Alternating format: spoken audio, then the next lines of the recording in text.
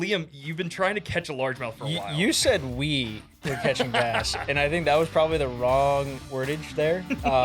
Yeah, I have not caught a largemouth bass in over a year, and it's not for a lack of trying. It isn't. I've gone out. I would say it's two fish are the problem. If you own a boat, whether it's a sport fish, a charter vessel, or a commercial rig, your insurance should be as reliable as your gear. That's where Lambros Insurance comes in, specializing in marine coverage for yachts, charter boats, commercial vessels, and marinas. We understand the water because we live it. Dean Lambros isn't just an insurance pro. He's a seasoned captain with years on the water. Protect your boat, your business, and your passion with a policy that actually fits. Visit LambrosInsurance.com or call Dean directly, 203-644-4044, and get covered by someone who speaks your language. Welcome back to the On the Water podcast. My name is Alex Blackwell. I'm here with Liam O'Neill.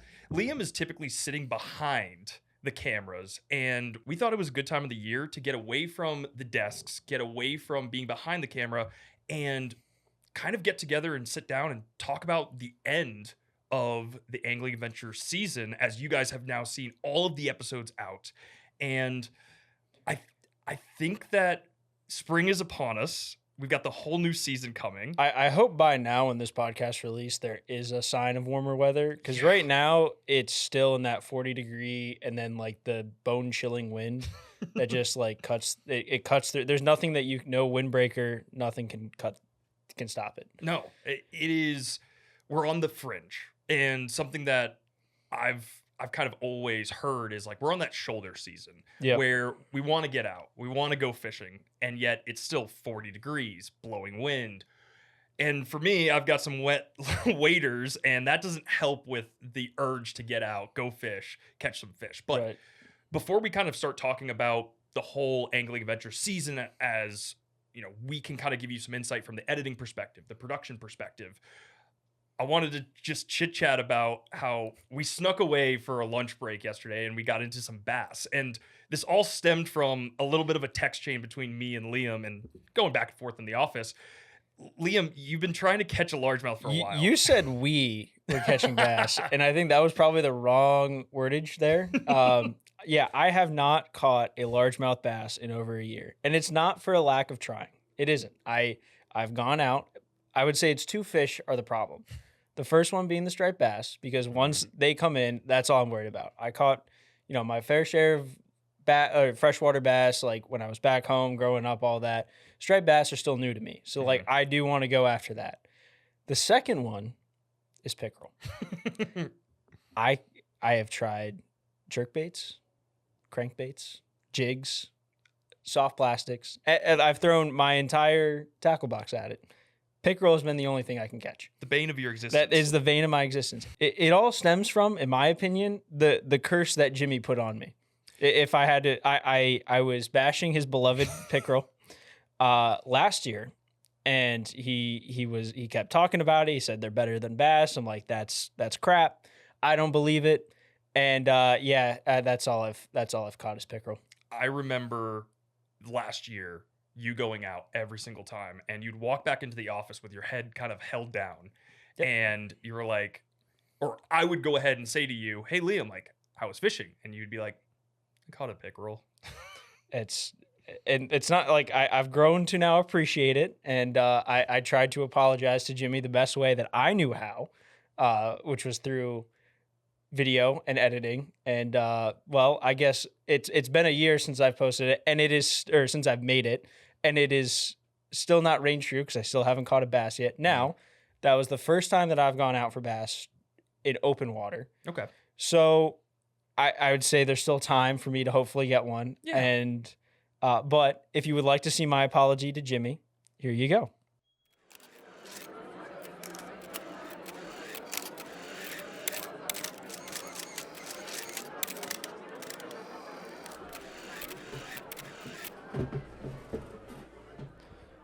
Thank you all for coming.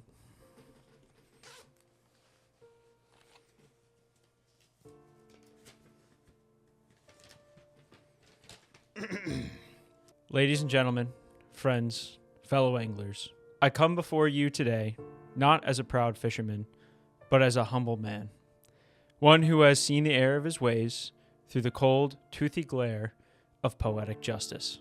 Jimmy Fee, I owe you an apology. Not long ago, I mocked your preference for chain pickerel over the mighty largemouth bass.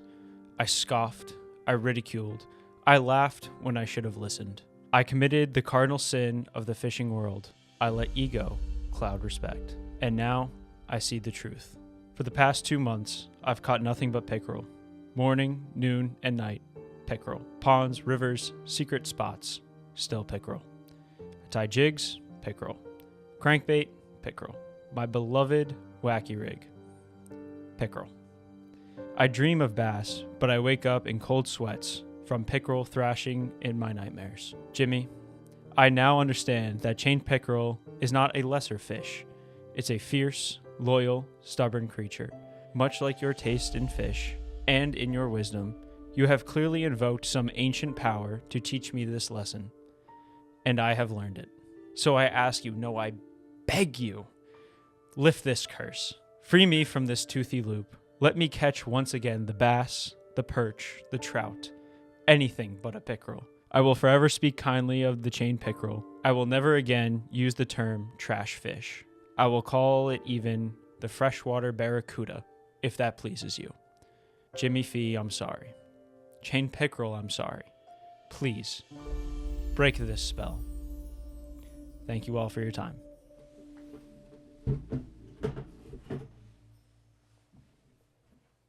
The first time I saw that apology video, I am down in Louisiana, of all places. I had to run away from the cold north that was Cape Cod. And I hooked up with my buddy, John B. And I'm sitting in like a Buc-ee's parking lot. And I get this video. I'm like, what the heck is this? And it's like 9 a.m. in the morning. So I knew Liam, he gets on into the office extra early to do some fun editing of himself, but also just to kind of get the day started, get in order. There's less distractions. Yes, there's a lot less distractions when you're here early in the morning. And so I get this early text from Liam, and I see this video, and I'm like, I'm watching it, and I am enthralled by it, as you probably just were. And I end up showing it to John, and John is a guy who has a very unique sense of humor. It's hard to make John laugh. Really? Yes. If I learned anything over my years of friendship with him, he laughs at very specific things. Kind of like Jimmy. Yes, you can get Jimmy to giggle at some stuff. I feel like you can get Jimmy to laugh at anything. It takes him a second. It does take him a second, but John has a very specific sense of humor. Okay. And as I'm watching this video, I'm like, I've got to show John. This is something that I think he's going to laugh at. And I show it to him, and halfway through, he is giggling nonstop. He's like, this is one of the funniest things that I've seen in a really long time. Post it. Get it out to the world, but we've hidden it for the last year. I mean, there needed to be this kind of context behind it too, because I feel like there's a lot of like inside jokes, like in any office or any group, like you're gonna have things where it's like it's funny to you, but when you to other people that might not get it, you have to give them some context behind it. But and also during that time, that's when Angling Adventures started to be filmed, and we got as busy could be. It's always this blend between you end post-production, you end finishing the editing of the episodes, as well as the teasers that you see on social, the photo carousels that you see on Instagram and Facebook. And there's this weird shoulder season that we kind of step into, which is we want to get out and fish. It's too cold for stripers. There's largemouth afoot, but the pickerel are always eating. And that's kind of what we're in right now. Yeah. Before we look back at a full year of the episodes. Yeah, it's this weird time frame where you're kind of in purgatory. Yes. We're starting our, striper migration report because stuff down south is happening. We are getting things finished up with, some other partner content and everything like that, or getting things planned out for that.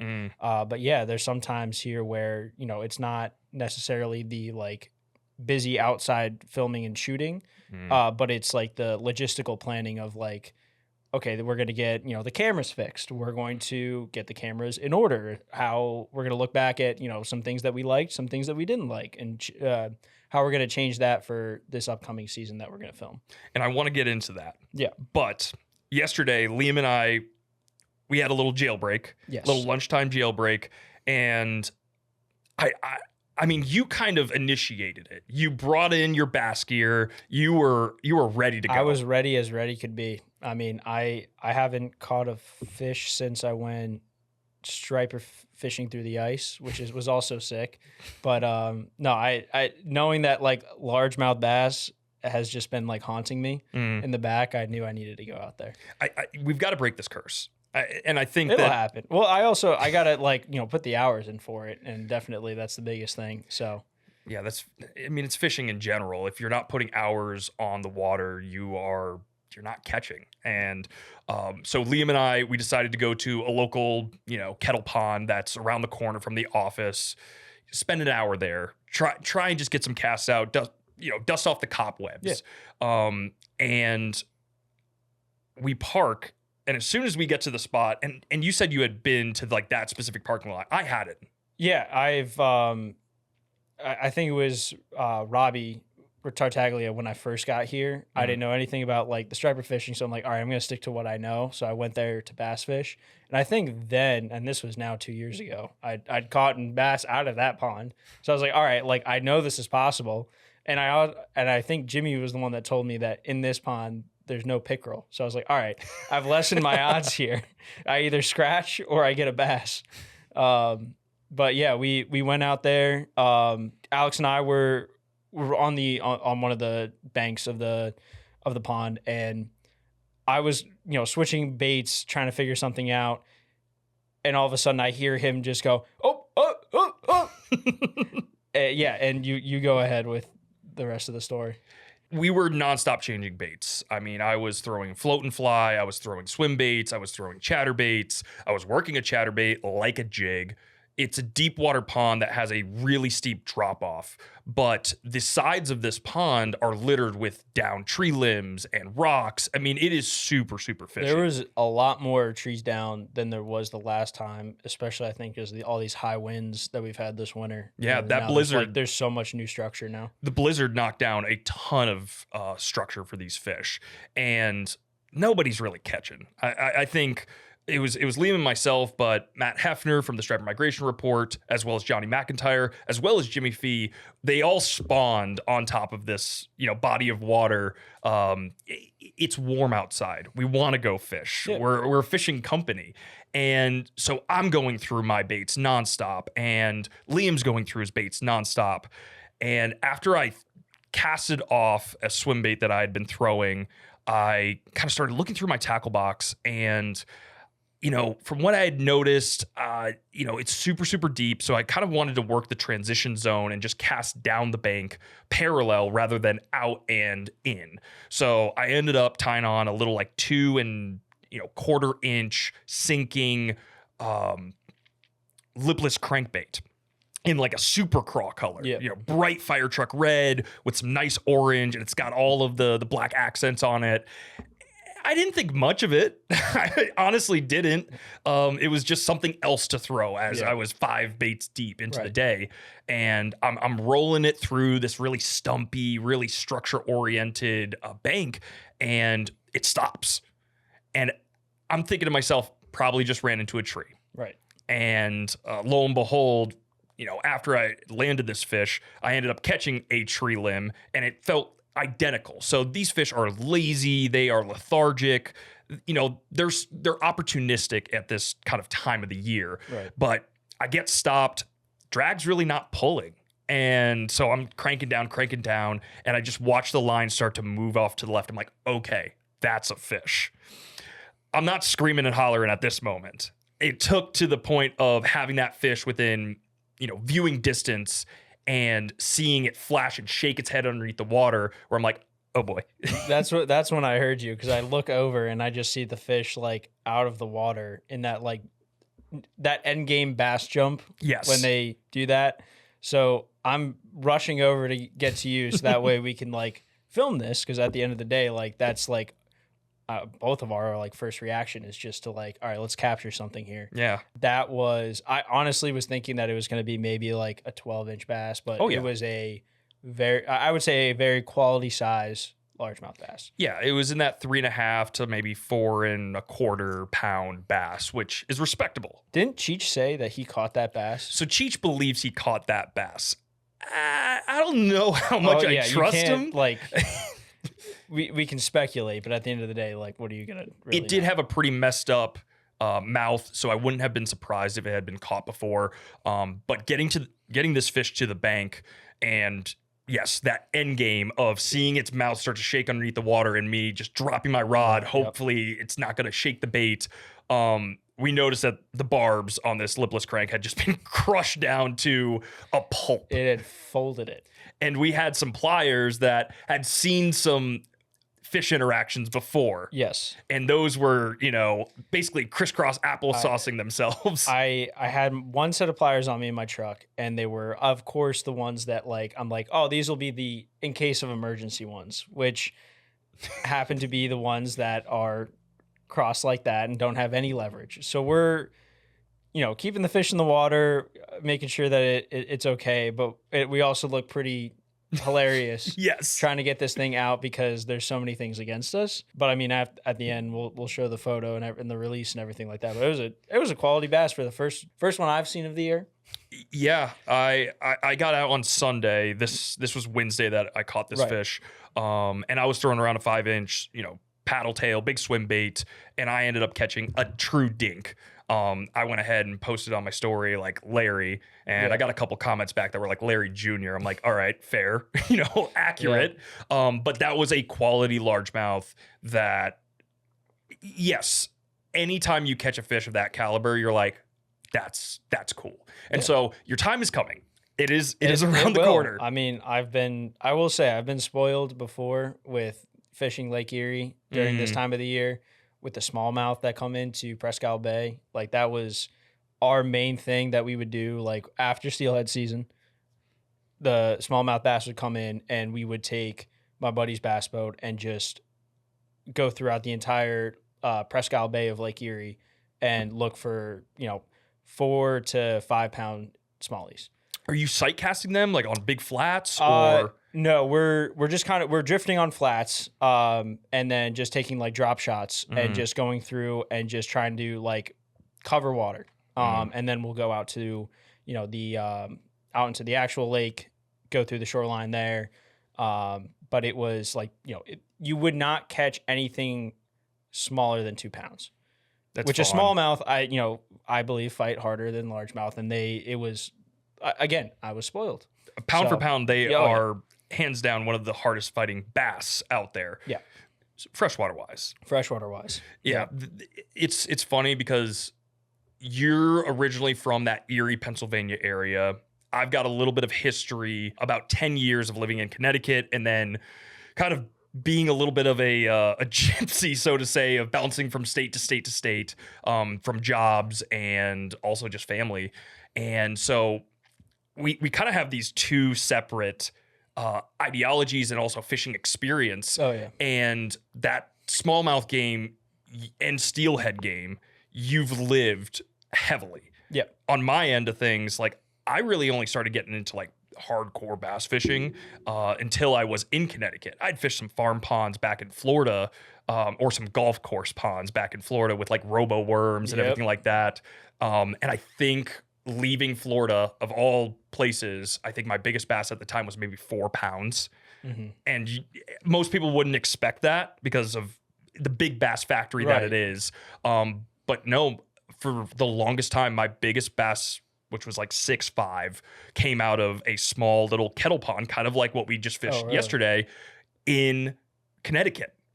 And it was on a Senko, and it was just one of those like weird situations where I'm like 14 years old and I'm just casting, and boom, there it is. So all the time that you filmed John B., you never like broke that? So I did break it in Texas. Okay, I was about to say, there's no way in Texas that you didn't break that. I did break it in Texas, but it took a good year for me to end up breaking it in Texas. And typically, as you know, from a filming perspective, you've got one job and one job only. Oh, yeah. It's to film first, create the product first, and then if you feel like the product's good enough, then you might make a couple of casts. Yes. And I don't want to get too deep into the whole John B side of things because I see some parallels between what I just said and, the past season that we just had. Yep.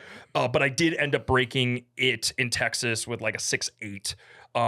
And, nothing like a huge upgrade in Texas. Right. But my biggest bass to this day is 8.5 pounds out of Mexico. But that's a separate story for another time. Fair. The parallels that I'm talking about is Buzzards Bay. We had a day where we went out when it was the peak of the fishing season here in our backyard. Yes. And we had just filmed I think with Kevin Blinkoff and Ryan Lilly. Yep. And we had been hearing more and more reports of big fish on bait, got to get out there, got to fish. So Chris had gone out with Tammy King and Mike Wayne after we had the U.S. Fish and Wildlife here for an event. Yep. And they struck gold. They had, 70 plus fish day, big fish up to 45 inches. It was crazy. And then similarly, Robbie Tartaglia was out and he was texting the both of us saying, you guys need to film tomorrow. You have to film tomorrow. You have to, if you know Robbie, he will hound your butt until you get on it, only because he wants you to get fish. Yeah, to succeed. It is with all good intentions. And so I think it was it was Memorial Day and we're, obviously not in the office or anything like that. Work. So I'm trying to grab my gear together. You come to the office to grab your gear together. And we're like, all right, we're going to make this happen tomorrow, first thing in the morning. It's too good not to go out. Exactly. If you're fishing for striped bass this season and you're not in the Striper Cup, honestly, you're missing out. The Striper Cup is On the Water's season-long catch photo release tournament that turns every fish you catch into a shot at winning some serious gear. We're talking gear from Penn rods and reels to Yeti coolers and gear boxes. Stuff you actually want just by doing what you're already doing, getting out there and catching fish. It's simple. Catch a striper, take a picture, take the time to release the fish, submit your photo to stripercup.com, and you're in. It doesn't matter if you're fishing from shore, boat, or kayak. There's even a youth division, so everyone has an equal shot. And the best part, you don't need to catch a 50 to win.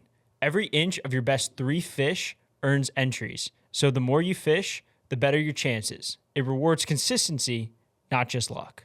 Every week, we draw winners from each division, featuring their catch for the entire striper world to see. So if you're already chasing stripers this spring and summer, you might as well make it count. Head over to stripercup.com and start turning every fish you catch into gear. I believe Chris says in his interview that those are the days that you wish you could be out the next day and the next day and the next day. And you think about that all winter long. Yep. And we've been thinking about that That's all the winter only thing long. I've been thinking about for, months in my basement tying flies and, just maybe this one will catch that big one. We caught a ton of fish that day. And it was honestly in the wise words of Jimmy Fee, it was the best blitz that he had ever seen on Buzzards Bay. I have never seen that many, and they were the initial run that we went out after we picked up Jimmy. That first blitz that we saw where they were on the small rain bait. Yeah. The drone footage of it was, I've never seen that many fish in that concentrated of an area. But what was also crazy is that wasn't the only concentration of fish. No. All throughout the coastline of Buzzards Bay on the Cape side, there was boats from the, up towards near the canal, all the way down to Woods Hole. There was nowhere that you could go where there weren't boats out. And yet we still found ways to get on fish. It was that thick. Exactly. But we caught a ton of fish that day. And there is a point in that episode where Jimmy talks about how we'd put away the cameras, we were making our last run, and we pieced that together in a way where it does feel very sequential. Yeah. But in actuality, I think there was probably a good hour period of us catching fish nonstop. And the only reason we honestly stopped filming is because we ran out of battery. Yes. We caught so many fish and kept the cameras on and were recording for so long that it was all right, there's actually now nothing that we can do in terms of filming.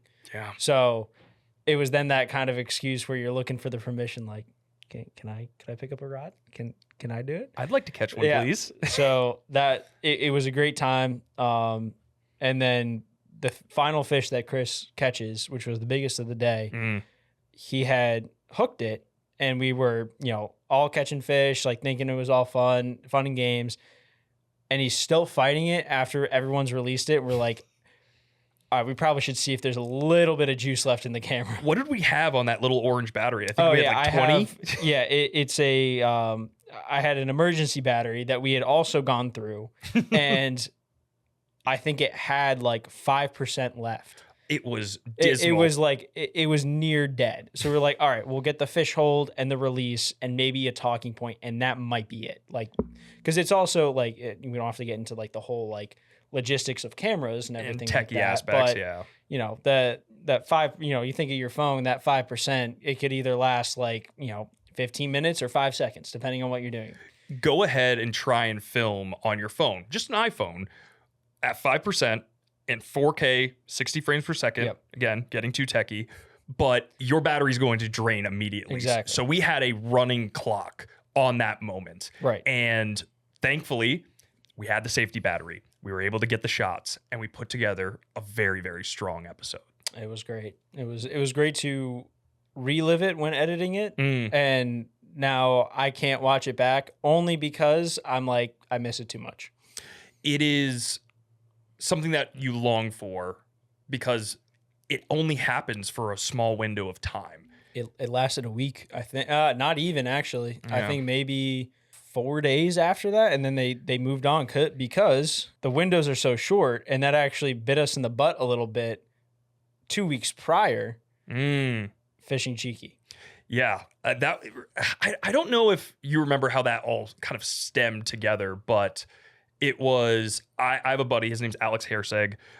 He unfortunately, I believe, was under the weather, or his daughter was under the weather, and he couldn't make it up from Jersey to come to the Cheeky Schoolie tournament, which is a fly fishing tournament. It's the largest fly fishing tournament in the world. There's, I think, 250 teams or 300 teams of two. So you're talking about 500 to 600 people within a fly fishing tournament that is all shore based. And all fishing Cape Cod. And it's all fishing Cape Cod. You can't get off Cape. You can't go to the South Shore. Nope. You can't do it. And it always seems that the Cheeky tournament happens before the massive fish are there or after the massive fish have come through. And we got a little bit of both in that scenario. Yeah. It was funny because the week prior and leading up to it, this is all around the same time when we're getting reports from Chris that like there's big fish everywhere. Yeah. Everyone's out of the office. They are on the shores of all the Buzzards Bay beaches. We're all fishing the morning before work, like scouting out areas, and not just like, obviously we were doing the tournament, but other people are fishing for, fun. So we're trying to pick everyone's brain, trying to figure out where to go. And we had found a spot where we were like, all right, we're going to get there at dark 30. Yeah, we were going to get there as early as possible, get this spot, and fish through that tide that would correlate to the actual tournament. We, on our practice day, we go to that spot, ghost town. Yeah, it was dismal. Yeah, very dismal. And honestly, let's take the veil of we work for On the Water, we're around the area, and pull that back. I've moved up here in the last 2 years to Cape Cod. I haven't been a local that long. I know some spots, just Google Earth, looking around. And same thing with you. Some spots, just Google Earth, looking around. Right. But we're not like, oh, awesome. Like at this ebb of the tide, we're going to be able to nail these fish. We know that they're moving from south to north or north to south. Right. We don't understand that yet. We don't have the rust on our bodies and the saltiness in our veins yet of this area. Yeah. And so it does make that tournament a challenge, but it's a challenge that we want to take on, and we'll be doing it this year as well, just because.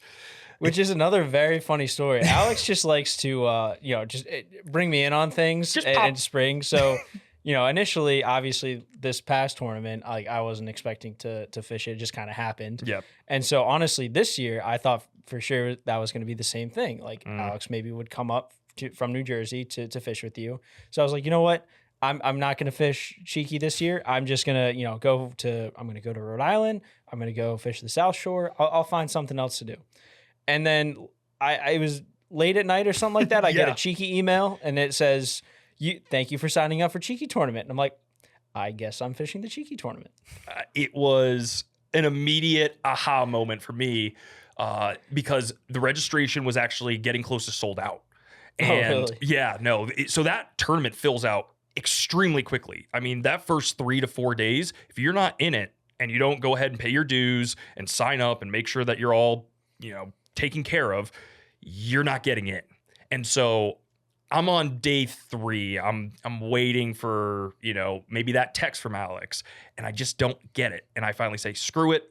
Let's go ahead. Let's pull the trigger on this. And as I'm sitting there, I'm like, well, Liam's coming with me. So I type his email on in and away we went. And then I had to come up with a team name. And this team name kind of stems from some in-office banter and communication as we exit out of December. Jimmy Fee is typically in these, knitted sweaters. He's always talking about a Hemingway winter. Yep. And he wants to write and, sit alone by a fire and this wood stove that breathes on his neck. And he finds something profound within his writing knowledge and his stories. And so he jokes about a Hemingway winter a lot. Yep. And I happened to get in this year's Yankee Swap a Hemingway Winter Enthusiasts pack. It was a sweater from Hollister that I'm pretty sure had not been washed in a couple of years. There were a couple stains on it that I needed to get taken care of immediately, so that went right into the washer. A leather-bound journal, and I think it was Hemingway's favorite cocktail that we ended up creating at the Christmas party, the Yankee Swap. And so as I'm sitting there and as I can hear Liam giggling over my shoulder, I'm like, we are the Hemingway Winter Enthusiasts. Yep. So it'll be, if you see us out there, you're fishing the cheeky tournament, we'll be in wool sweaters with a scally cap and maybe a pipe. We'll see. This episode is brought to you by Raymarine. Earn your strikes. This off-season, we fully outfitted the on-the-water regulator with Raymarine electronics. They're going to help us find fish and stay safe, whether we're running to the canyons, Block Island, or Nantucket Shoals. To learn more about outfitting your boat with Raymarine, visit your local authorized dealer or learn more at raymarine.com. I want to get a little bit closer to angling adventures and recapping this season. I personally want to know what your favorite episode was to film this season because I have one, my own. It's hard to pick one only because it's like, I mean, I don't have kids, but I feel like it's like, picking a favorite child. Fair. But I think the one that was the most fun to film was Block Island. Only because the last time I was there, it was foggy, it was slow. I was very worried about getting seasick. This time, it was clear skies, calm conditions. Glassed. And we were getting into some good fish. Yeah. The other one, which I didn't appreciate until I started editing it, was the Gene Quigley tuna shoot. Yeah, that was a intense 2 days. In the moment, when we're getting battered around, sprayed with salt water, protecting cameras, to the best of our abilities. Trying not to go overboard because it was, in order to get on these fish, you've got to be seasoned, brave through the waves, the wind, and get your shots. And and we had to get our shots of, Jimmy and Chris, Gene, Jerry, Tony, trying to attempt to hook into one of these giant 500-pound tuna. In the moment, I'm like just trying to stay alive. Yes. And also the footage we were getting was great, but at the end of the day, like we didn't catch a tuna. So, or we didn't get a tuna boat side. And that was a scary thought exiting out of that filming. Right. I think I'm right there with you. Hindsight 2020. I do really like how grungy and real that episode was. Yes. It's also very nice when Block Island is a glass calm day, you're running out, you're feeling a little bit of the heat. we're out of that winter season and it's like we are in it in the Holy Land. Exactly. It was like you couldn't have drawn it up better.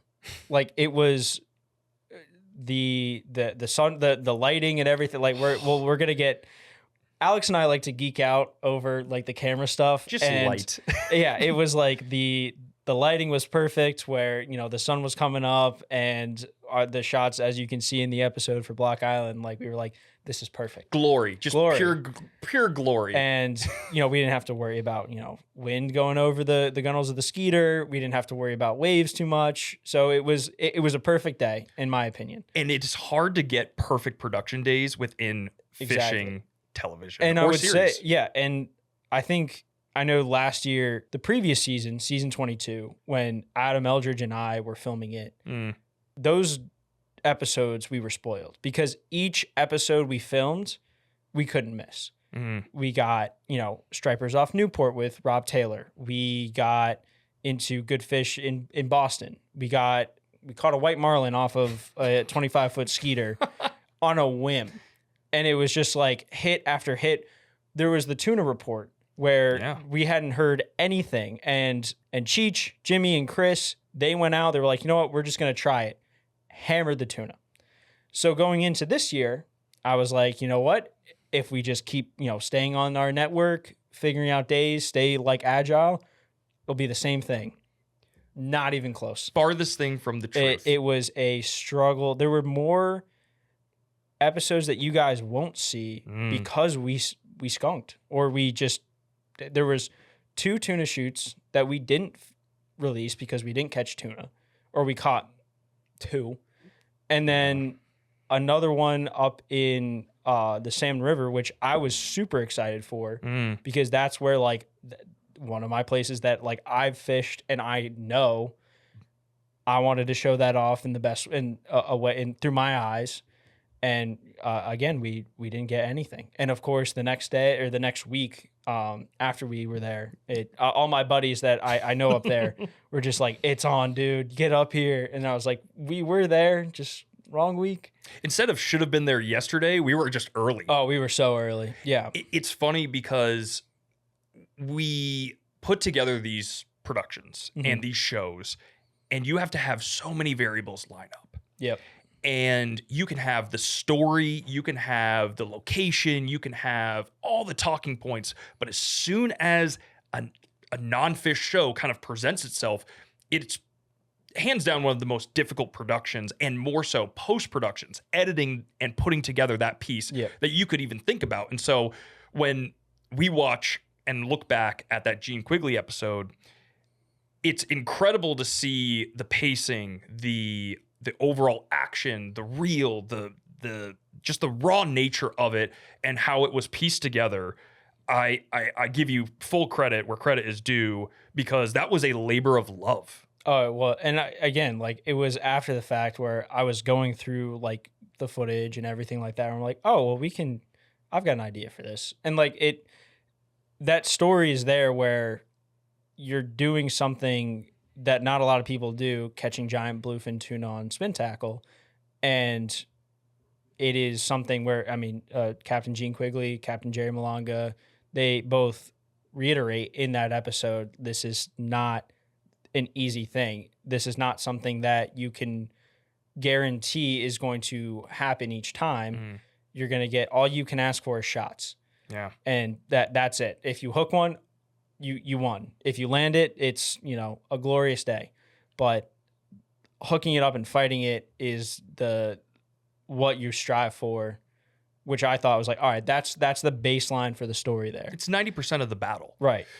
The long fights, the nonstop going into the waves, trying to reel up on this fish, that is, from my perspective, that is the fight. That is the battle. To see that fish, everyone wants to. Everyone wants to get a chance to actually see what they've been fighting for so long.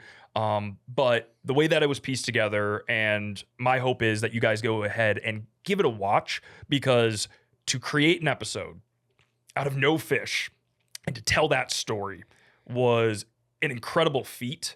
And I say that lightly. because one of my favorite quotes that I've just recently gathered from Jeremy Wade, host of River Monsters, is you can have all of your elements, but if you can't have that last fish that you've been targeting and trying and telling the story of, you don't have a show. Somehow we made a show. Yeah. And I still think it is one of the best pieces that we've put out in the last 2 to 3 years. I'd be biased, but I would agree. And again, that is a totally biased statement. We all know that you guys have your favorite episodes, the ones that speak to you, that you mirror yourself in, and you could see, I could be doing that. I think one of the ones that really resonated with a lot of our audience was actually the Nauset shoot with Chris and the Fish in the East guys. And that was actually a super cool experience. I've only done one Nauset fishing excursion with Alex. Which, just to kind of predecess this, yes, you did that, and it trained us for the Cheeky tournament in our practice days. It did, and but no, going to Nauset for the second time, it was great. Ryan Fitzpatrick, one of the Fishing East guys, he had a house down there, so we were able to have a home base there. It wasn't just like the back of my pickup. We had cars that we were able to be nimble and move around to, which was awesome. Be on those beaches with. Exactly. So it wasn't just us walking through sand for 10 miles. It was us being able to kind of go around and find the right bite. Liam has PTSD. We went out fishing trying to get some a reel together for a client, and we had heard that there was fish off there, that it was fairly consistent. We didn't have a car. It was on the very northern tip of Nauset Beach, which, if you know, going from the town beach parking lot up to there is quite a feet. We had our legs, and we had our wading boots on and our waders. We had a beautiful sunrise, so we were chipper on the way out. But you were probably chipper. I was carrying 20 pounds of camera gear on my back with a fishing rod. We didn't have a tripod. You had a fly rod, 2 fishing rods, and then also a backpack of. We were both carrying.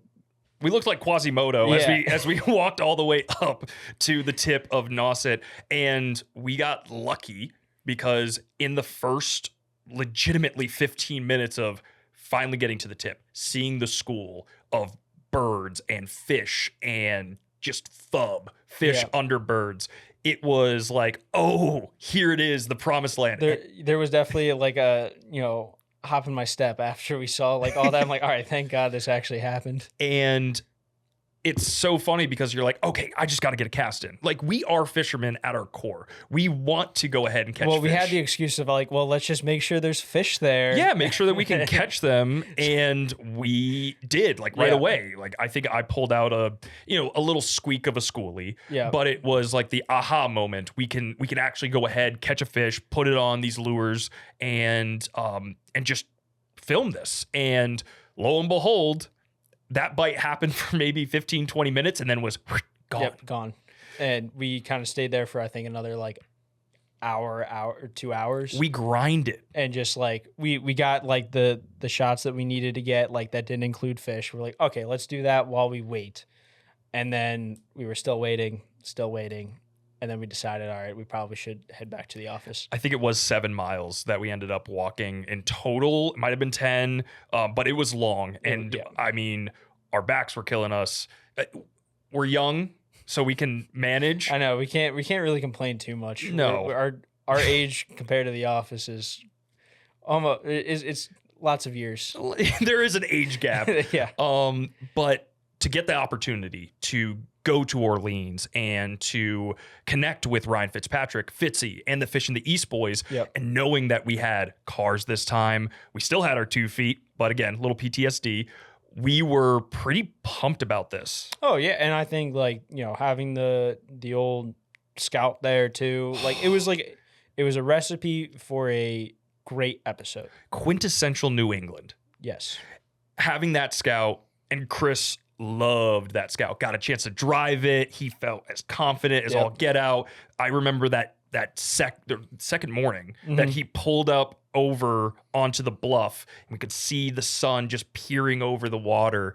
And I just saw the biggest grin on his face. Oh, He it was looked great. so happy. Yeah, and I mean, like, how couldn't you be? You know, and I think there's been points too, like throughout this entire season, last season, the entire time that I've been working here, which is only 2 years, I do like stop myself and be like, all right, I am extremely lucky that I get to work for a living where both of my passions, filming and fishing, are my career. And I do my best to not take that for granted and to appreciate each moment.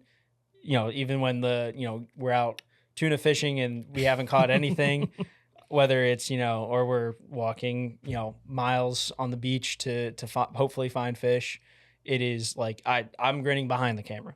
There are worse problems to be had in Exactly. the world, and you can get extremely introspective on what we actually do, how we do it, and the trials and tribulations that come with it. But at the end of the day, exactly right. We fish, we film, and we work with some great people that help us tell the right stories. Exactly. But one of my favorite stories is that complete blitz in the dark that we experienced on that first night of Nauset. I mean, that was intense. I had a gut feeling that, anytime we don't do a lot of night filming, only because obviously we know that like the fishing can be good, but it's more so the viewer can actually see the fish. It's tough to capture at night.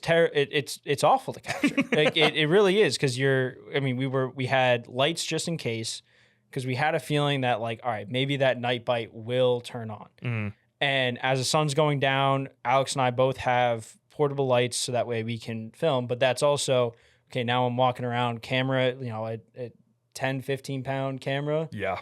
And, the handle for it's not exactly the most like balanced way to hold it. No. We're also holding a light over our head, so we're walking around weird. And I'm like, one person catches a fish. You're like, all right, like that's one.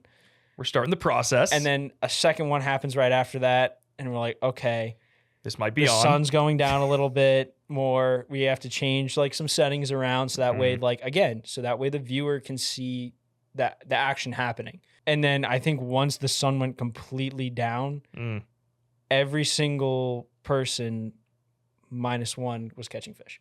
It was like going down a row. Yep. The best way that I can describe it, having done some like sandbar shark fishing down in Florida, you watch the line of rods down the beach just go off, off, off, because they do these kind of like laps. Yeah. Right. They're just kind of lapping around, and we were in the right spot. We were in the right place at the right time, and it was chaos for like almost 45 minutes. Yeah, and that was what was crazy, is I thought for sure that it would have gone for at least an hour, but it was like very quick. Yeah. And I thought for sure it was like, oh, we'll be here for an hour, hour and a half, like continue filming. This will be the majority of the episode right here. And it was so finite in terms of what they were actually chewing on. I mean, the guys started off throwing a plethora of baits, from topwater to bucktails, and all of a sudden word got around, kind of like the telephone game where it was just like white bucktail with a pork rind on the back. And it went down the line and it went down the line, and during that window, you just watched more and more guys catch. I think one of them, I forget if it was Guido. I'm not exactly sure, but one of the FTE guys, I think he had like 7 fish at one point. Yeah, no, I think we caught a total of maybe 30 fish in that time. But it's also, again, like there's 7 guys out there. Yeah. Like there's a lot of lines in the water. It's bound to happen, especially when they're that packed in, because they had, if you've fished Nauset, there's the beach, and then there's this little bit of a bowl, and then the sandbar, and they had pinned the bait fish into that bowl, and we just found the right area. And Find the right bait, cadence, and the guys got on it. And it was, I think my favorite shot from that moment is like you get 5 of those guys together, and it's funny because you hold a camera up to somebody and most people don't know what to do. That's something that you got a guy like Chris who is extremely well seasoned. You have years upon years of experience where he's going to be able to turn it on and have a conversation with the audience. But when guys are just fishing and they're not in front of the camera too often, you got to bump up their energy a little bit. And so I basically told the guys, like, hey, show me some energy. And you see that 5-fish kind of photo or clip where the guys are like, whoa, yeah. That's pure. Like, at the end of the day, I just asked them for some energy and they gave it because of how pumped they were. And when we got back that night and they're all sitting around at Fitzy's house and they're eating and they're telling stories, it was electric to kind of see these guys just light up, because for most of them, that's their only big fishing trip of the season, or at least together. It's always kind of bittersweet too, because then there's the moments of you get capture stuff on camera that are, you know, genuine and it's the true feelings and everything 100%. Like that. But usually what happens, especially on these podcasts too, like after the fact, you get these stories and these emotions and these, you know, real moments that aren't captured on camera that you're like, I wish we had the camera out for this. But at the same time too, like it is nice where it's like that. Sometimes you don't need the camera. You don't need all that. Like you don't need to capture everything on some of these trips or any fishing trip that you have. Like to remember it up here is the best. I couldn't agree with you more. I personally do that kind of like with my own fishing. Yeah. Because filming and fishing is my job. It's the career that I've built, and it's the career that you are building, and you have got you've got a very strong foundation right now. But I've kind of gotten to the point now where I just take my iPhone and I just want to go ahead in those moments where I feel I should capture this. I do, but I don't want to go ahead and overproduce, you know, the days that I fish. And I truly believe that the goal of going out and fishing is to get closer to nature. It is to reflect on yourself, but more importantly, it's to lock in and be super finite in terms of what you're doing.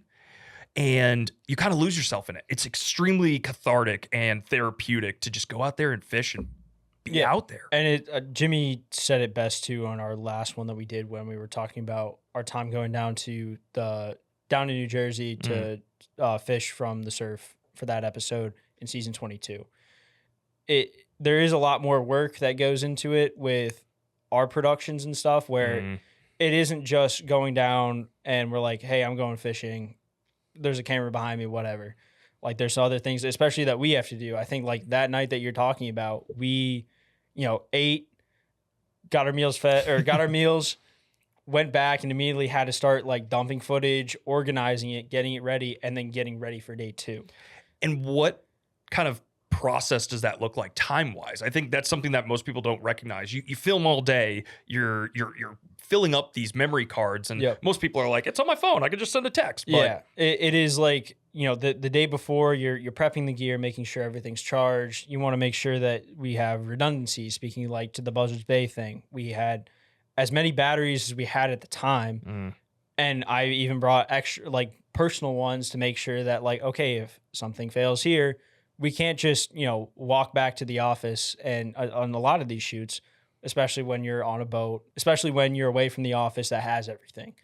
And so it's, you know, early mornings, usually getting there before the rest of the guys, because you want to get those shots of them arriving, them like getting the gear onto the boat, into the car, whatever it might be for that certain episode.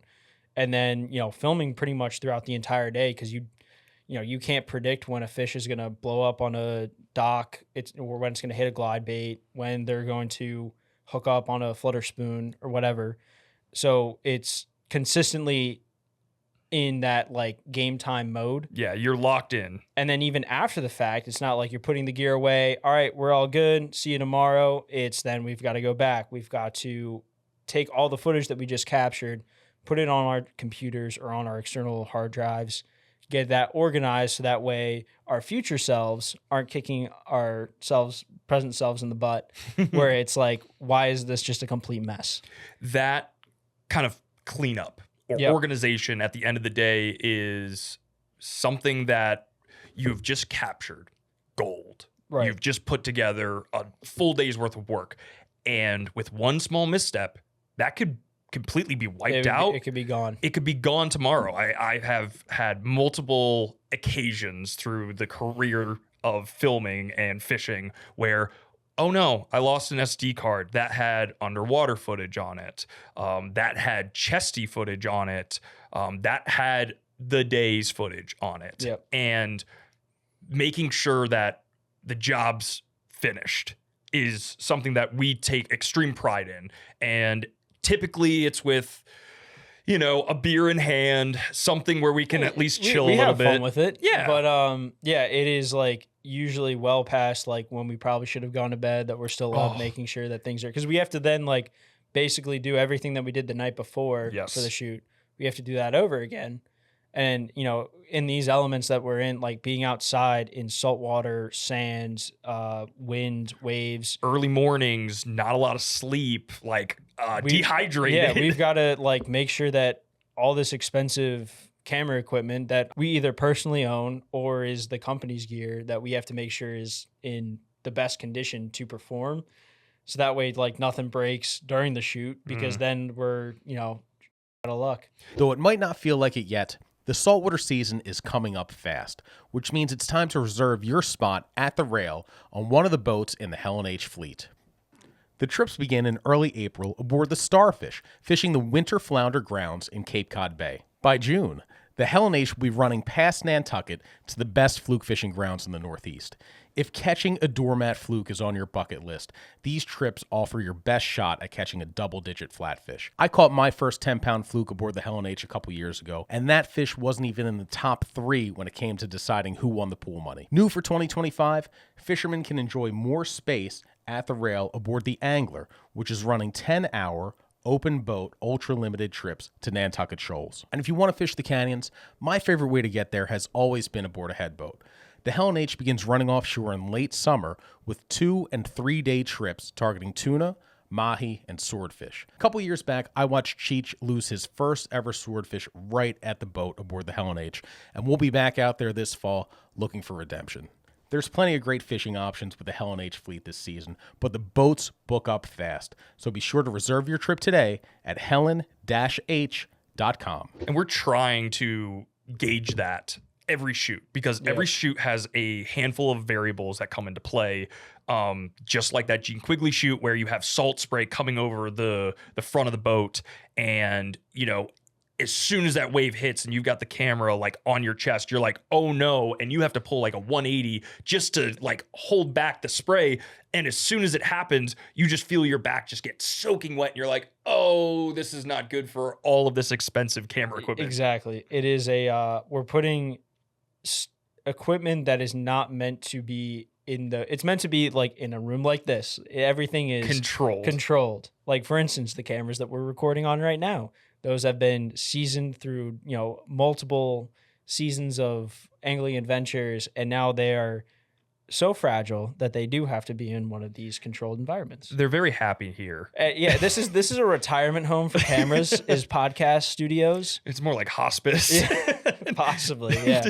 And it's interesting because we try our best to capture these moments as raw as they can be, and nobody wants to lose expensive electronics, whether that be, oops, I dropped my phone in the water and now I got to go to the AT&T store and go grab a new one, or I just, you know, splashed my camera with some water. All those things are detrimental. And when we're trying to put together these really polished productions and these polished series for you, we try our best to capture every moment. But there are moments that get missed. There was 2 shoots, or 2 moments one was on the Gene Quigley shoot.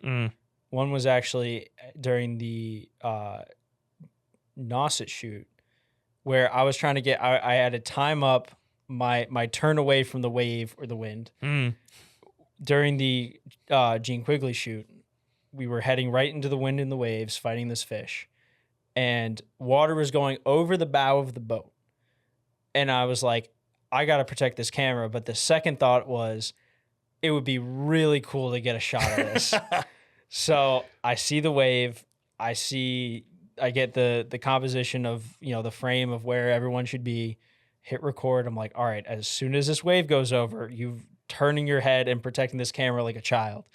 So I get it up, it gets there, and I turn, and of course the wind is bringing it now towards where I'm turning.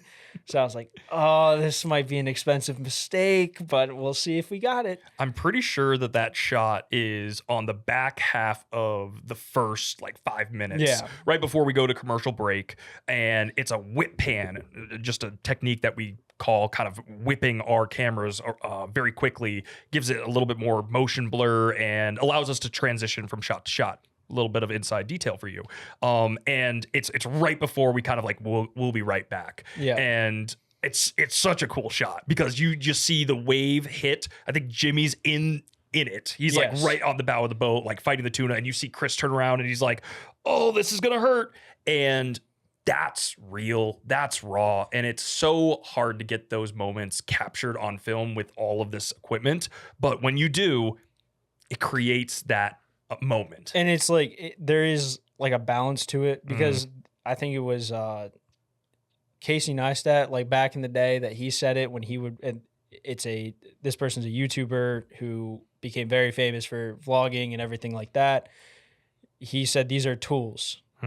They are meant to be used for what you're trying to accomplish. And to an extent, yes, these are tools that we are using to capture. Now, these aren't our tools. They're Chris's. And we are bringing them into the worst possible climate.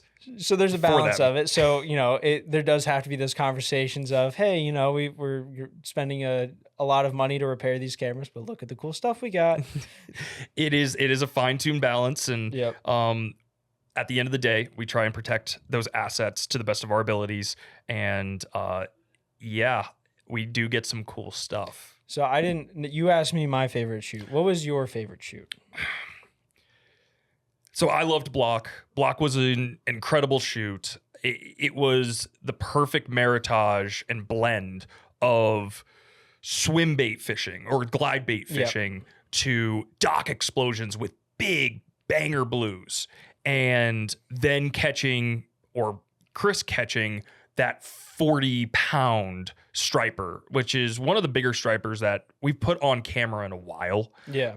And anytime you get a big cow that is in a cool place and audio's rocking and rolling, there's no wind, it's glass calm, the lighting, the composition's all great, and you put that all together, you're like, man, it's that's cool. when everything hits and everything's going as planned, there's nothing it's exactly like if you're going out just fishing. Yeah. It's all right, the perfect cast or the perfect golf swing, whatever, your vice is. Yeah. It's that perfect motion where it felt effortless. And that day really did feel effortless. And that ride out was incredible. Throwing up the drone, grabbing some shots of the skeeter, just ripping across glass and seeing the block, the little bit of land in the horizon as Block Island kind of rose across the horizon. I'm like, that's cool.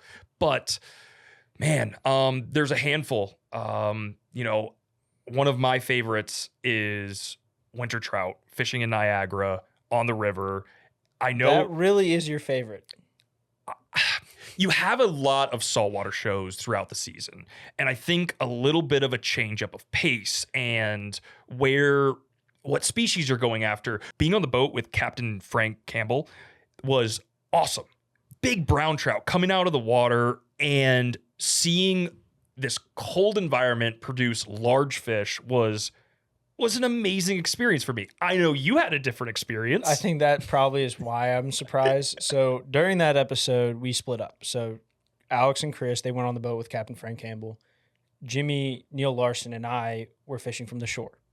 So also the other reason why I'm surprised this is one of your favorites, this was without a doubt one of the coldest days that I've gone fishing. I was craving winter. And I would like to think I pride myself with, fishing for steelhead and being okay with cold weather. With it being slow fishing from the shore, me also not fishing, me filming. So basically just kind of standing there holding a metal camera. I was try to stay optimistic, glass half full, but in the back of my head, I'm like, I would love a fire right now. And that we did. We created a fire. My fingertips were freezing on that trip. No doubt. This was early December. And yes, it was cold. Yes, it was snowy.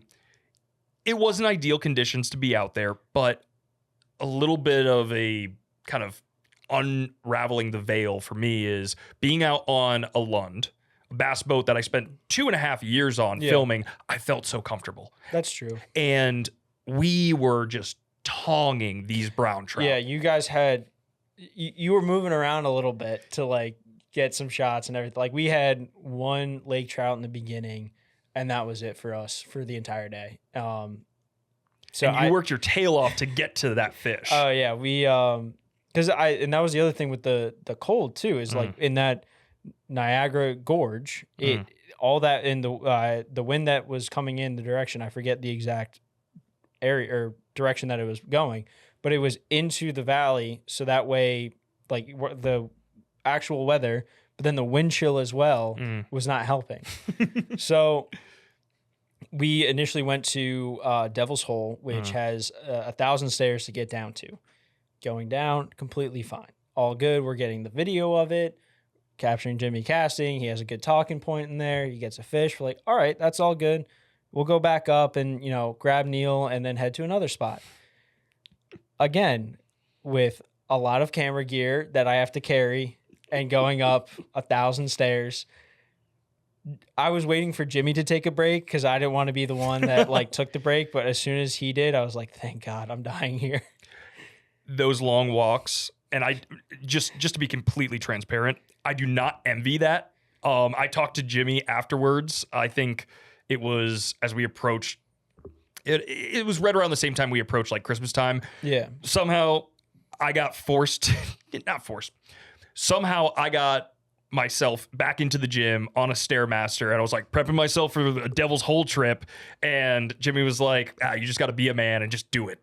But I did not envy that long walk up. So we were not men by the end of that staircase. We both took a good 20 minutes just kind of sitting there. just going ahead and breathing heavily. There's probably audio of it. There's no video evidence, but just the panting and the wheezing. And I didn't even make it up to the last step. I just sat on the last step and just took off the big production camera we have. I also had my 2 extra cameras and photo camera, just like, again, redundancies just in case something happens. I'm thinking of that. Oh, I think it was like 22 Jump Street, where like Channing Tatum and Jonah Hill are having completely separate trips. Oh, yes. And that sounds basically like what we had. Oh, it was a bad trip. I was I was just having a ball, and we're seeing big brown trout. I think, the second fish that we caught was a 10-pound big hen. Yeah. We started catching some big bucks with awesome, just elongated kipes, beautiful black on their underbellies. And I'm like, these are awesome fish. I love this. I'm cold, yes, but I'm having a good trip. Yeah. And then you've got the counter, which is it was tough for sure. and then after that, of course, then I'm driving back to where we're staying. And I'm then driving to the next spot. My legs are shot. I don't know if I'm hitting the gas or the brake. And I can't no feeling because I'm also wearing my waders too. I had no energy to take those off. And it was we weren't communicating as much only because of how cold it was. Just via text, and it was like, how are you doing? And I think the earliest communication that I had was with you, and you were like, all right, we got a Laker. Yeah. Like, we're doing good. How are you doing, Alex? I'm like, yeah, we got a couple of brown trout. And I think I sent a screenshot or something like that. And Liam's like, well, at least the episode's coming together. Yeah. Well, at that point, I was probably still down at Devil's Hole, and I hadn't made the climb up, because I think after that I didn't talk to you until we all came back together. It was a ghost. I got ghosted. I was trying to stay ready and optimistic, but it was definitely and I mean, with a fishing trip, filming or any kind of work thing in those doldrums, you are as low as someone could get. But at the end there, it was a great episode. Watching your footage from that episode Yeah. and then seeing my footage. And it's a lot of like, there's camera movement, there's fish, there's detail. And then for mine, it's like Jimmy casting, Neil casting, Pan shots. birds. And that was it. It's tough when you're on the edge of a giant river like Niagara is. You don't have great footing. It is a difficult place to film, but I kept coming back to, especially on the second day when we all kind of got together and we fished from shore, I kept coming back to like, this feels kind of like the Cape Cod Canal. A little bit different, right? You're not as big of a tidal swing because there's really no tide. But it felt like the Cape Cod Canal. Like I could have just closed my eyes and made similar casts, and the guys could have made similar casts to how they work the canal. Yeah. And so there was something cool in regards to that, to see that, experience that. Granted, we had heard all these great stories of the last trip that Neil, Chris, and Jimmy had made. I think that was also a part of it too, is that we heard, and now we were only going, I think, a week. We went up there the first week of December. Yes. They usually go up the last week of November. Yeah, right after Thanksgiving. Right? Like the day of or the day after Thanksgiving. And so hearing those stories, I'm like, oh, this is all good. And I think now this year we should make, between you and I and with the rest of the crew, I don't need to hear how last, trips or what we're to expect. We're just going to go out there. We're going to see how it goes. We need a blank canvas. Yeah, exactly. No expectations. And then we'll make, lemonade out of lemons from there. I am a big movie guy. I love quotes. There's I think a quote from Vince Vaughn. It might be Wedding Crashers, but it's Dodgeball. And he was talking to like the accountant that comes into his room because he's back on a bunch of bills. And he basically says like, if you just set no expectations, like you're gonna be much happier in life. Exactly. And sometimes it's so true with fishing because you hear about, it was popping off yesterday. There was tuna blitzing everywhere. It's like, okay, we need to go. And we get out there and it's like on the radio on one of our shoots that just never made the episodes. You should have been here yesterday. I'm like, you gotta be kidding me. That one hurt. That specific hurt so shoot much. there was a lot of expectations. I was excited to go. That was my first. I'd gone tuna fishing, but that was my first tuna film or shoot for Angling Adventures, and I was excited for it. I wanted to see, fish on a popper, fish on a jig, Blitzes beyond comprehension. We got it. No one caught anything that entire day. It was a troll bite, and it was like, I caught one on the troll. Even then, like there was like 2 guys on the radio that we heard do that. That was it. Then it was funny that the next time we went out, so it was myself, Adam Eldridge, Kevin Blinkoff, Jimmy Fee, and Chris Megan. We went out, and I had gone actually tuna fishing the day before. I had gotten some tuna, and I was like, all right, this is going to be perfect. Like I've experienced it. You had confidence. I had confidence because I did it. And we go to that same spot. I was like, all right, we didn't get any of our bites till around like 7. So like, let's just, work around, burn some gas and try to find some, birds or slicks, whatever it might be. Chris gets a fish, I think within the first hour of us being out there. I'm like, all right, already better than the time that you and I went out because we actually landed one. Yeah. Jimmy hooks one, which I was for certain was an albie because the tuna was so small it did not feel a single bit of drag.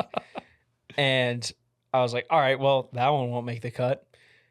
For the rest of the day, I think that was pretty much it. Yeah. And we had tried everything. We were outside the fleet, I think we didn't troll, but like we were, trying different things. And then we eventually went into the fleet and Joe Baggs, Joe DiOrio, and there was I think Rob Taylor was out there too. Everyone was hooking up, and we were right in the smack dab middle of where everyone was hooking up on the screen. Tuna galore. Nothing we had got bit. We were fishing. Joe Baggs graciously came over, gave us some jigs, I'm sure as a nice promotion. And even those like the jigs that he was catching tuna on not 5 minutes ago, nothing for us. it happens like that sometimes. We were snake bit. Yeah, it is a fishing curse that can't be lifted sometimes, and it's just not your day. Yeah. And we had those 2 tuna days that we tried to go out and film, and it was tough sledding for us. Oh, horrible. And the repercussions afterwards too with Cheech and Jimmy were also very hilarious. There was so much beef there. There was a lot of beef there. So basically, Cheech was on a separate boat, and he was catching. Yep. And that we explained that in a previous podcast last year. I think it's titled Tuna Beef for that reason. So go check it out. We don't have to go through like the whole explanation of it, but at the end, it honestly was partially my fault, only because I turned the radio down. Off? No, Oh. I didn't turn it off. I Okay. turned it down. But part of the production aspect of it is like we want to make sure that like the audience can hear the hosts. Clean audio is so vital. You guys want to hear them. You want to understand them too. I mean, Through the Boston accent or the Delco accent, whether it's water or wada, we want to make sure at least like there's no external noise going off. And especially if it's turned to channel 68, like we don't know what is going to be said on that. especially with Cheech at not the helm, but at least within arm's reach distance from the Right. radio. So that all got resolved afterwards where I was like, look, towards the time that you guys are talking about, I kind of turned down the radio, so we might not have heard you. And yeah, both those tuna trips, actually, if we're honestly speaking, like all 3 of the tuna trips we took last year to film for Angling Adventures, we only got that Gene Quigley one only because the storyline was what it was. I became a believer in adding scent to my striper plugs one night when I was getting half-hearted bumps on my needlefish, but no solid takes. While switching lures for the umpteenth time, I found a forgotten tube of fish attractant that had fallen to the bottom of my plug bag. I squeezed some onto the lure, and the next light tap was followed by a hard thump. Since then, I've always had a tube of Procure bait scents with me in the surf. These fish attractants are made from real, whole bait fish and supercharged with amino acids that boost the natural flavors and trigger the feeding impulse in fish. Of all the Procure offerings, I like the Super Gel best for surf fishing. It's a super sticky liquid that I squeeze into the belly hook hanger of my plugs and slather it onto my soft plastics and trailers, knowing it's going to last for multiple casts. There are dozens of scents to choose from, covering freshwater, saltwater, and ice fishing. But for striper fishermen, look for the bunker, eel, squid, mullet, mackerel, and every bunker chunker's favorite, anise. To see the full lineup of Procure products, visit pro-cure.com. Yeah, and telling the story of shore catch and how they got started and kind of showing the raw emotions of what a tuna captain goes through on a day-to-day basis, and then their mates and how pumped they are and what that everyday fishing mentality creates over the course of a season, but more or less it doesn't fade. And I think that was a really interesting aspect. Yeah. I don't want to get too much into Quigley. The episode's out. Yeah. We touched on it. What I did want to do, because I'm thinking about this as we're talking, we really are kind of working our way back towards the beginning of the season. Yep. And there was one episode in particular that kicked off our 2025 filming production, and it was with Captain Frank Cresetelli, the king of the stash. I mean, could you have not imagined a better way to kick off the seasons or the season? Again, written up perfectly. It was like, all right, the fish are in Raritan Bay. It is on. It's been on for a week. We're not hitting it like too late. We're not hitting it too early. It's just right. And, we're going down. We're all excited for it. And then we decide, you know what? Let's go to Barnegat Bay first. Let's try to get something there. And then we'll head up to the Raritan Bay. So there was a curveball there. But it seemed like everything seemed like positive, good, all good reports. But that's where Frank's boat was. It was down in Barnegat Bay. Yep. We had to get it back up to another slip that was over near Highlands or like kind of near Sandy Hook. Part of the, the logistical aspect of it too, getting into like the behind the scenes of this production. Frank has a bay boat and it was like a 36 contender. Yeah, it's a big it was center a console. giant boat. Now, the bay boat would be perfect for, Raritan Bay, the Barnegat Bay backwaters, but there was 5 of us. I think. So 4 OTW crew and then Frank. Right. And then we also had camera gear, so much gear. extra like fishing gear that we need to make sure that we have. And, it'd be a crowded boat and there's no, we tried to like keep ourselves out of the TV episode, but like as much as possible. In that case, that would probably have been like it would have been, shoulder to shoulder. We had been on, our production boat for Angling Adventures, which is a 25-foot skeeter. And we have a really good gauge in terms of what 4 people look like on that boat. I forget I think it was like the one that Frank has is a 21-foot, 22-foot.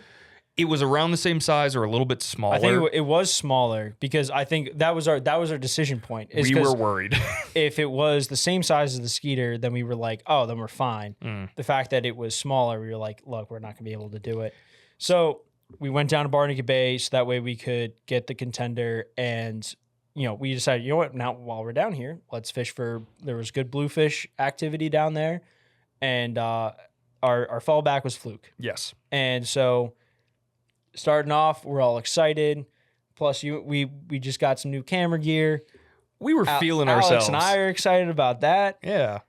And, hour goes by, like, all right, no, we'll try some more spots. And then, 2 hours go by, we're like, all right, well, maybe we'll try, a different bay. And then after that, it's like, okay.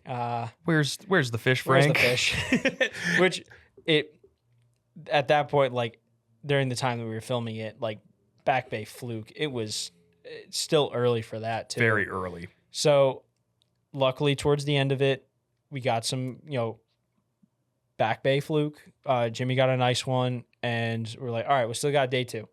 We're all good. This is why we come down here for multiple days, just in case, because at the end of the day, it's still fishing.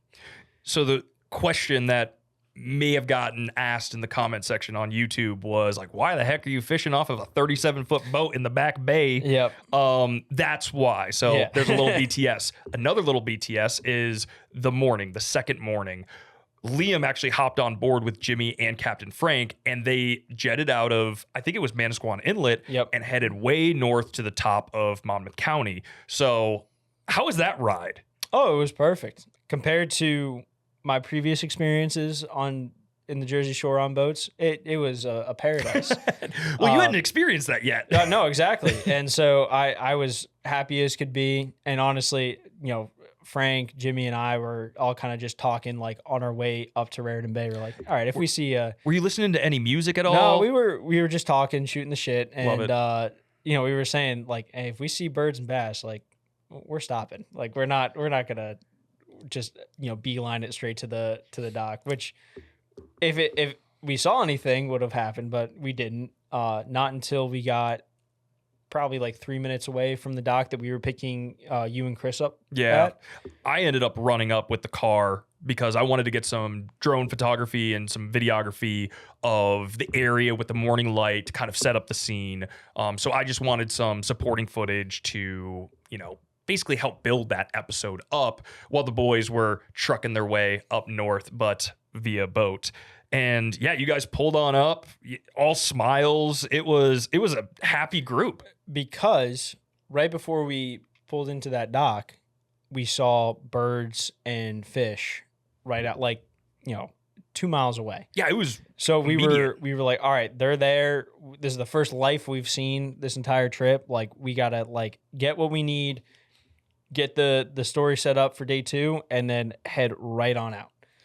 And we did just that. It was a quick introduction. Hey, we're getting back on out here. And I saw Frank, his eyes just lit up, and he just put down a little bit of extra effort on that throttle, and away we went. And it's hard too, because we want to get to the fish, like Jimmy and Chris and Frank especially want to get to the fish, but we kind of have to be the parents there where it's like, you got to hold them back. Like, hey, you still need to set this up here where it's like, what are we doing? Why are we here?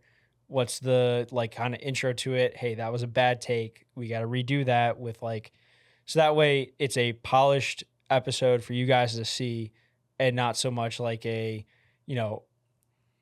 rough cut up we want to give context. Exactly. And we want to polish context because we are producing a really strong piece in a series that we're proud of. And yeah, we have to sometimes on the production end be, we have to be the group that has to lay the hammer down. And it sucks sometimes because, like, I know we all want to get out and fish. I wanted to get out there. Like, I didn't even want to stop for you guys. I just wanted to go. and we totally understand that, like, we're all children at that moment. Like, we are at our purest form, super excited, got to get out, go fast as quickly as possible. Yeah. But yeah, when you're going through these productions, it is like, hey, can we slow down for at least like 10 minutes, make sure that audio is all synchronized, make sure everyone's coming through clear, and more importantly, make sure that we have the pieces to help build these stories. Because we, in the moment, are building these episodes in our head just naturally. And you want to see that through, basically the lens that we are locked in at that moment. Yeah. But when we pulled onto that, bird feed, and, we saw a bunch of boats around, and Frank's like, yeah, I think we could get on into a couple. Like, our spirits lifted because, like, we had everything dialed on in. We felt good that we had half of an episode with the Barnegat Bay. We're like, all right, we just need a couple of fish. Right. And luckily enough, got some good bluefish out of there. Heck yeah. We got some good talking points and everything like that. We're feeling great. We're like, all right, but now, like, we got to catch a bass. Bass was like the reason we came down there. It is like that. All we were hearing through the striper migration report, through reports from our network here at On the Water, like we were like, this is why we came down here. We need to get there pronto. Get out there. And it was a lot of the same things of like, nothing's really happening. It was tough. And even the day before, Frank was all about perseverance, eternal vigilance. He was preaching it. And honestly, isn't that what we all like hope for, to like instill in ourselves, especially when we're out fishing, especially when you're not catching? Yeah. It's very easy to kind of just like call it quits and like head back. But we knew that, like, especially for us with this more like, being the job that we have, we're like, we have to stay out here because we need to get an episode out of this. Frank gets it. Yes. Because he actually had his own TV show for a while. Yeah. And, he understands the trials, the tribulations, and all the effort that goes into creating this. And so he felt an extra pressure on himself. He spoke about this, off camera. Yeah. He was like, I felt that pressure and I wanted to make sure you guys got a great show. And so we had a good 3 to 4 hour period where it was dead. It was like we stopped fishing for the bluefish around 10. Like looking back, what's nice about like editing everything is like you can see the time code of like when things happened. Yeah. So there's from like 10 o'clock till about 4. It was crickets. And you're also filming nonstop because, like Liam said earlier, you don't know when that bite window is going to happen, and you don't know when that random fish is going to come out of nowhere and eat that, plastic off the bottom, or that artificial off the bottom, or that pogie that you've got drifting on the back.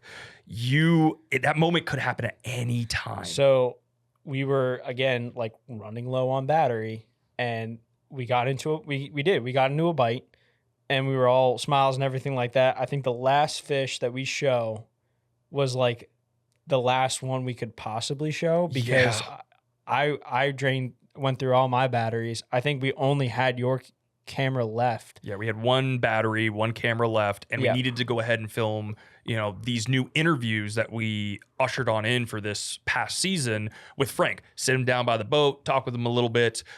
We wanted to get his perspective on the day and how things went, and that's where you really got that, eternal vigilance. There's your reward, talking points.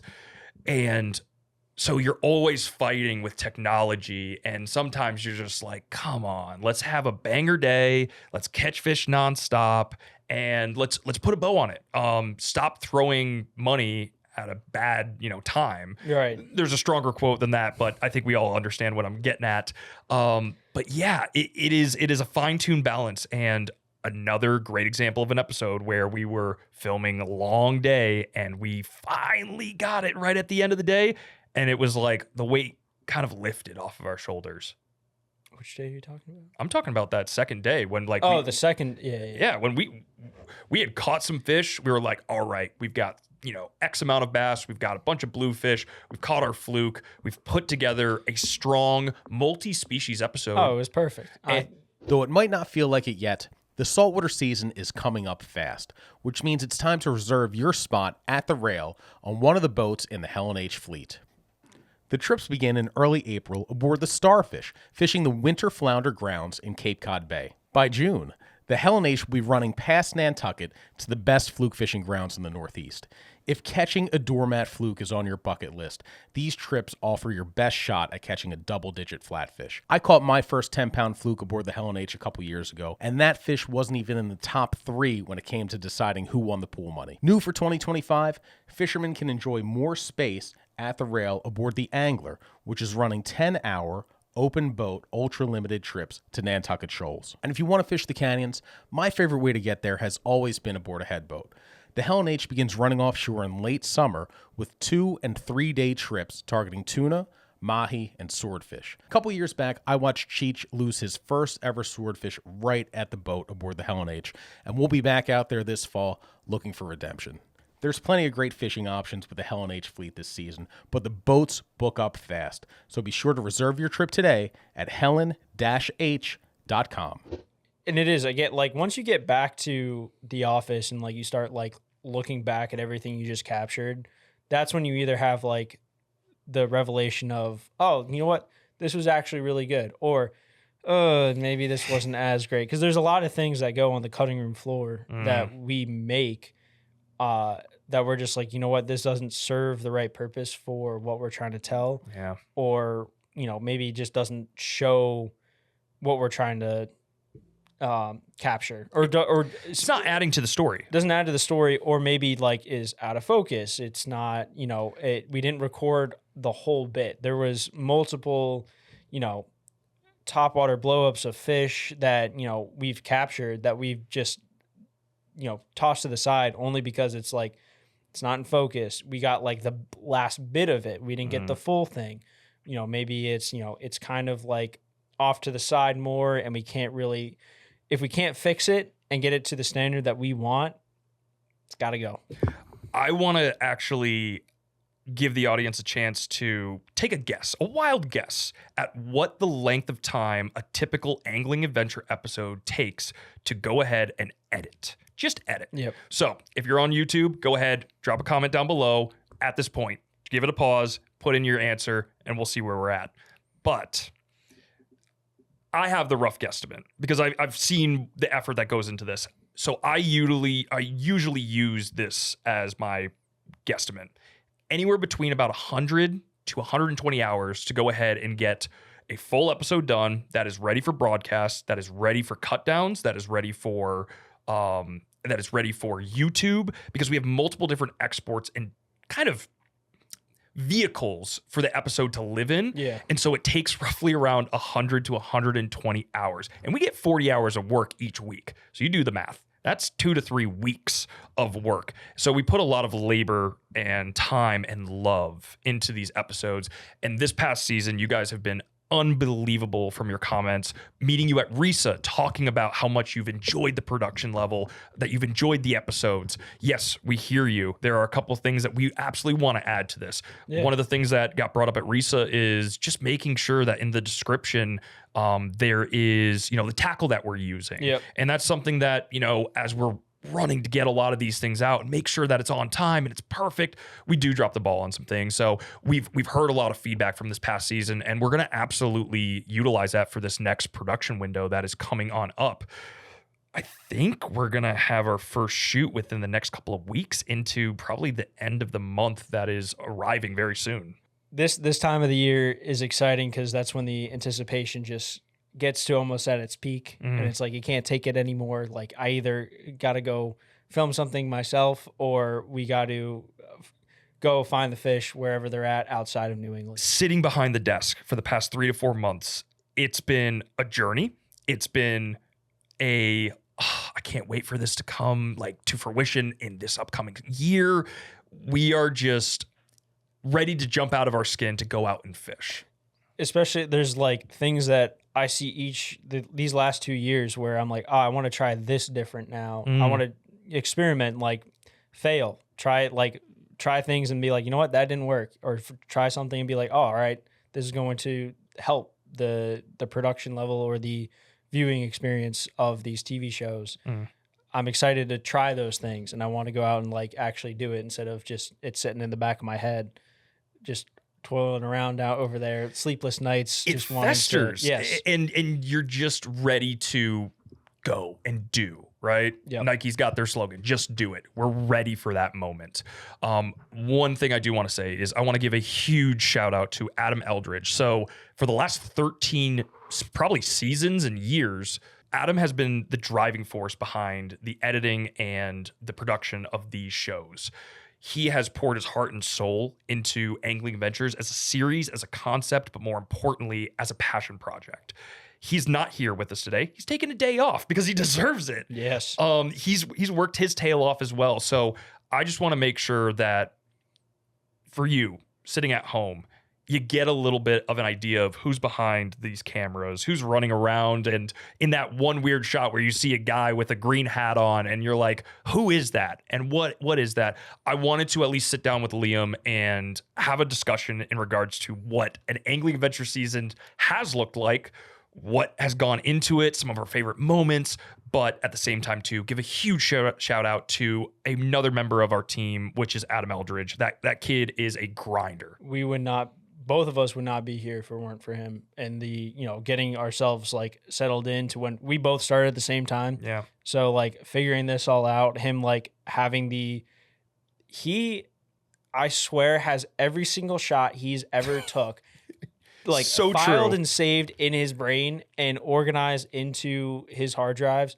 If I ever need a random shot of bunker flipping out of the water, he's like, oh, that's from so-and-so date back in 2018. You're like, how did you know that?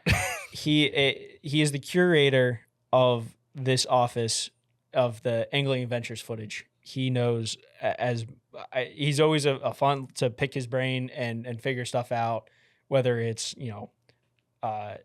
previous episodes being on the shoot my first season, like he was a huge help to like lean on it. He is nothing but extraordinary. He is the architect from the production that we are seeing and we are growing through this series. Yeah. And he deserves all the credit in the world. Oh yeah. So we've gone through a full season of Angling Adventures. Yeah, we missed a couple of episodes that we didn't talk about. At the end of the day, we only get so much time to have a conversation about it. It's a podcast. You don't want to listen for 3 hours. We got to get back to work. We do also have to get back to work. So wanted to thank you guys for checking out the On the Water podcast. Liam O'Neill, Alex Blackwell. We'll see you guys next time.